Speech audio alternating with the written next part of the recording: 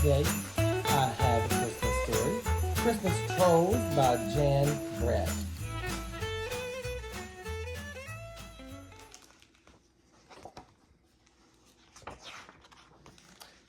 I'm Trevor, and the day my brother Sammy and I went to our neighbor's farm to pick out a Christmas tree was the beginning of the most unforgettable Christmas I've ever had. As we went home through the forest with a perfect tree packed on the sleigh, Tuffy started sniffing and barking. I couldn't see anything, but I felt sure someone was watching us.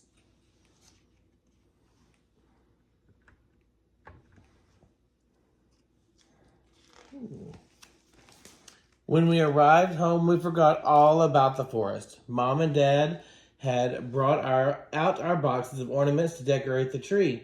Sammy and I put evergreen wreaths, mistletoe, and holly all around the house. We had already wrapped our presents and hidden them away for Christmas morning.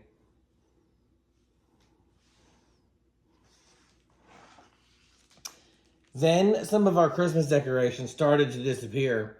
I didn't notice until Dad asked if we had moved the trinket box he had hidden for Mom. I shivered because Mom had just asked me the same thing about the mitten she had knitted for Dad. Sammy and I looked in all the usual hiding places, but we couldn't find them. Tuffy was acting strange too. He sniffed and barked and ran around in circles as if he were looking for something.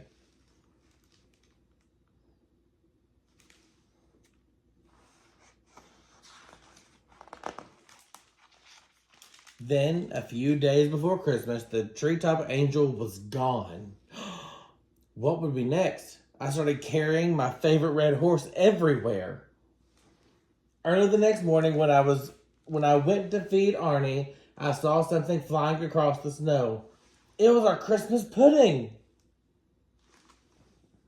Could you imagine one of the desserts that your mom has just got through making for Christmas dinner flying across the snow? I'd be freaked out. I harnessed Arnie, bells and all, and raced after it into the forest. As I got closer, I could see that our pudding was being carried along, pincushioned to the top of a hedgehog. I didn't know what to do, so I yelled, "Stop! Come back!" But it didn't stop until it reached the bottom of 4 fir trees. The hedgehog put the pudding down and scampered off. Just then, the trees started rocking back and forth. Suddenly, a funny-looking ladder dropped down from above, and 2 trolls scurried down, pouncing on the pudding before I could even move. They pulled it back and forth as they went up the ladder, squabbling all the way to the top.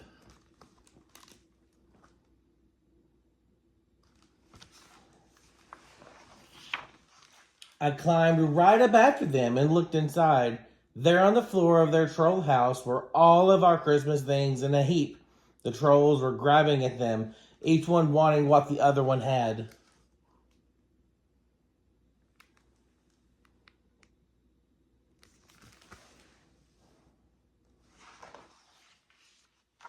"Hey, trolls!" I called. "Those are our Christmas things!" The trolls dove into the pile, clutching our gifts. "Mine!" they clamored. "Mine! Mine!" I looked at them and had to smile. Their shirt tails were hanging out, their pants were torn and patched, their cheeks were bright red, and their hair was standing straight up from all the pulling and tugging at each other. "Christmas!" they wailed. "We want Christmas!"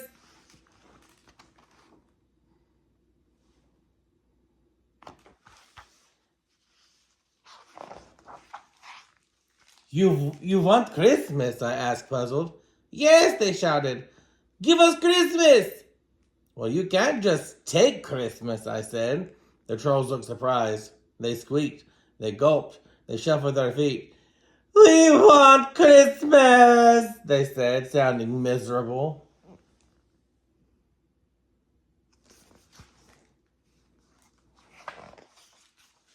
"Okay, you can have Christmas, but first, what are your names?" "Mig," said one.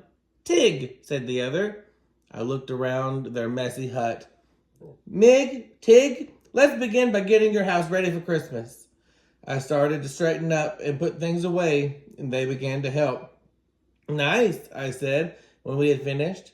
"Now let's make your house look like Christmas."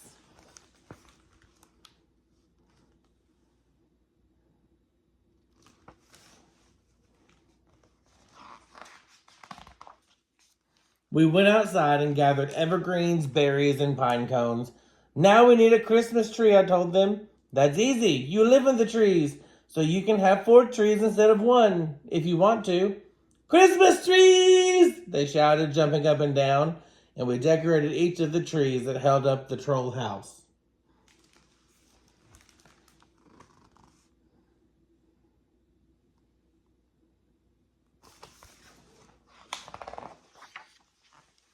Tig and Mig had a small setback on the way to the hut.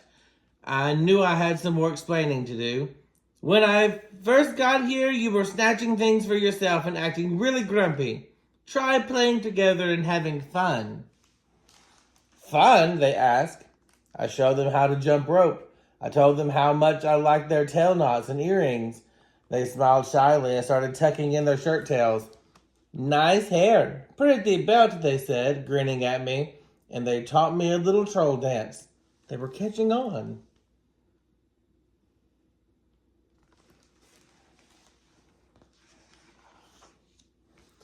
Now, if you really want Christmas, you must be generous with each other. If you do that, you will have Christmas right here in your troll house. The trolls cocked their head and squinted. They were trying hard to understand. How? They pleaded. I felt my red horse in my pocket. I knew I had to show them, so I took it out and gave it to them. Here, this is for you.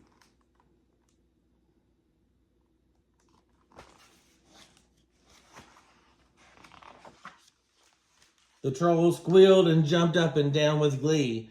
They took turns passing my horse back and forth, happily playing with it together. It was time for me to go home. I slipped out quietly and climbed down to Arnie. To my surprise, their hedgehog had packed all of our presents on the sleigh for me to take home while we were having Christmas in the troll house.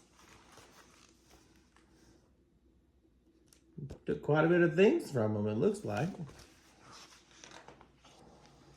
On Christmas morning, Sammy and I ran downstairs to find our tree alight with candles and our stockings filled. We opened our presents in front of the fire, but this Christmas was full of surprises. I heard a bumping and a scratching noise. Tuffy barked.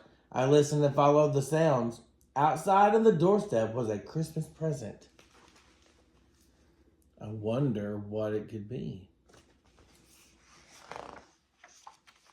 I unwrapped it and found a wild and wonderful troll horse. Tig and Mig! I exclaimed. When I held it, I knew for sure that the trolls understood Christmas, and I knew that this was the best Christmas ever.